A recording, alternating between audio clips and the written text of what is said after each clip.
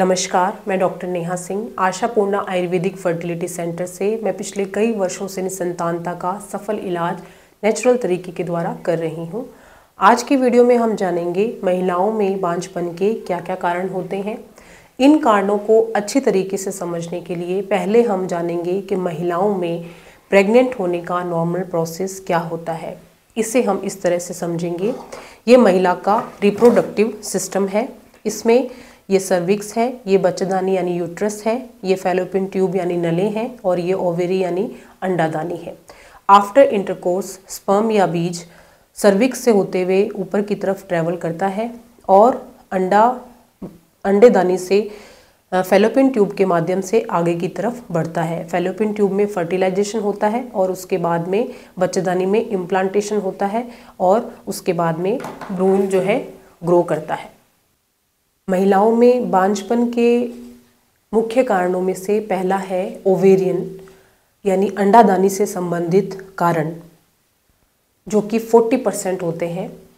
इसमें पहला है अनओव्यूलेशन या ओलिगो ओव्यूलेशन, यानी कि या तो ओव्यूलेशन हो नहीं रहा, अंडा फूट नहीं रहा, अंडा निकल नहीं रहा, या फिर 2-2, 3-3 महीने से निकल रहा है।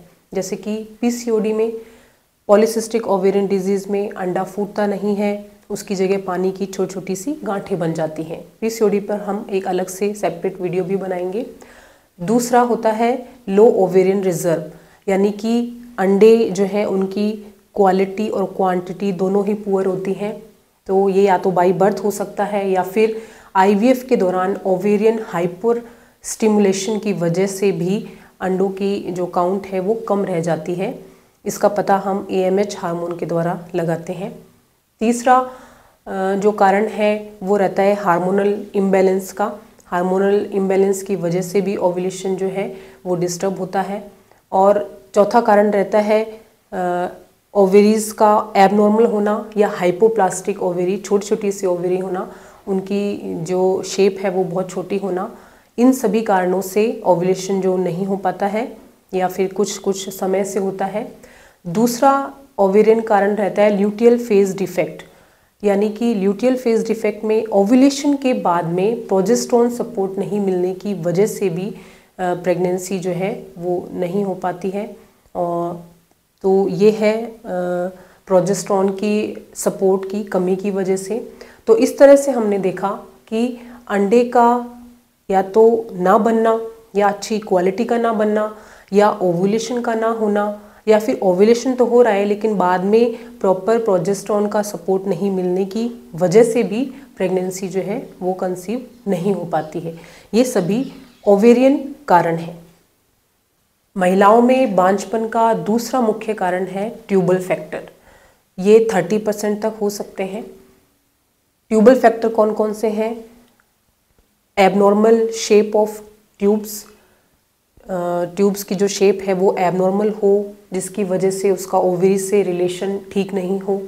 दूसरा फैक्टर हो सकता है ट्यूबल ब्लॉकेज। तीसरा फैक्टर हो सकता है कि ट्यूब में मोटिलिटी नहीं होने की वजह से, मोटिलिटी नहीं होने की वजह से जो एग है, अंडा है, वो ट्रेवल नहीं कर पाता है। तो ट्यूबल फैक्टर के क्या क्या कारण हो सकते हैं? कारण रहता है या तो ये बाई बर्थ है, या फिर कभी आपको सीवियर इन्फेक्शन रहा है, या कभी आपको टीबी हुआ है, या एंड्रोमेट्रियोसिस आपको हुआ है। इन सभी कारणों की वजह से भी ट्यूब्स के जो नॉर्मल फंक्शंस हैं वो डिस्टर्ब होते हैं और आप इनफर्टिलिटी की समस्या का सामना करते हैं। महिलाओं में बांझपन का तीसरा मुख्य कारण है बच्चेदानी से संबंधित कारण, यूटेराइन रीजन, जो कि 10% तक होते हैं। जिसमें पहला है एंडोमेट्रियम की थिकनेस का कम होना ईस्ट्रोजन हार्मोन की कमी की वजह से। दूसरा है प्रोजेस्टेरोन हार्मोन की कमी की वजह से ग्लैंड्स का डेवलपमेंट नहीं होना। तीसरा है क्रॉनिक इन्फेक्शन होना जिसकी वजह से आगे अबॉर्शंस होते हैं। चौथा है फाइब्रॉइड यानी गांठों का होना। और पांचवा है यूट्रस का शेप छोटा होना, कोई जन्मजात विकृति होना, सेप्टम होना या एबनॉर्मल शेप का होना। इन सभी कारणों की वजह से बच्चेदानी का एटमॉस्फेयर जो है वो कंसीव करने के लिए सूटेबल नहीं होता, और अगर या तो कंसीव होता नहीं है और अगर हो जाता है तो अबॉर्शंस हो जाते हैं। महिलाओं में बांझपन का चौथा मुख्य कारण है सर्वाइकल। जैसा कि मैंने आपको पहले भी बताया था कि सर्विक्स में से स्पर्म जो है ट्रैवल करते हैं तो सर्विक्स में कुछ इस तरह के सिक्रेशंस होते हैं जो स्पर्म की मोटिलिटी को बढ़ा देते हैं। तो अगर सर्विक्स में कोई क्रॉनिक इन्फेक्शन रहेगा, लंबे समय से इन्फेक्शन रहेगा, तो वो स्पर्म को या तो डेड कर सकता है या उसकी मोटिलिटी को कम कर सकता है। बांझपन के जिन कारणों के बारे में अब तक हमने जाना वो सब लोकल कॉजेज़ थे। अब जिनके बारे में हम जानेंगे या जिसके बारे में हम बात करेंगे वो सिस्टेमिक कॉज है। इसे आप ध्यान से देखिएगा। अगर किसी महिला में पोषण की कमी है, पोषक तत्वों की कमी है, न्यूट्रिशन की कमी है और साथ ही साथ अगर वो किसी इन्फेक्शन से लंबे समय से परेशान है, लंबे समय से किसी बीमारी से ग्रसित है, तो उसकी शारीरिक और मानसिक हेल्थ पे बहुत प्रभाव पड़ता है। वो शारीरिक और मानसिक रूप से वीक हो जाती है। और साथ ही अगर हस्बैंड वाइफ की आपस में नहीं बनती या उनके फैमिली इशू है कोई या सोशल कोई इशू है, उसकी वजह से उसका स्ट्रेस और एंजाइटी और ज़्यादा बढ़ जाती है। और इस स्ट्रेस और एंजाइटी के बढ़ने से उसके मानसिक स्वास्थ्य पर बहुत अधिक प्रभाव पड़ता है। क्योंकि सारे हार्मोन जो हैं वो ब्रेन के द्वारा रेगुलेट होते हैं, तो उसकी वजह से सारे हार्मोन जो हैं वो उनका बैलेंस जो है वो सब डिस्टर्ब हो जाता है। और ऐसा होने से उसकी जो नॉर्मल प्रोसेस है कंसीविंग की, नॉर्मल प्रोसेस जो होती है प्रेगनेंसी की, वो डिस्टर्ब होती है और महिला कंसीव नहीं कर पाती। इसके लिए उसकी प्रॉपर काउंसलिंग होना ज़रूरी है।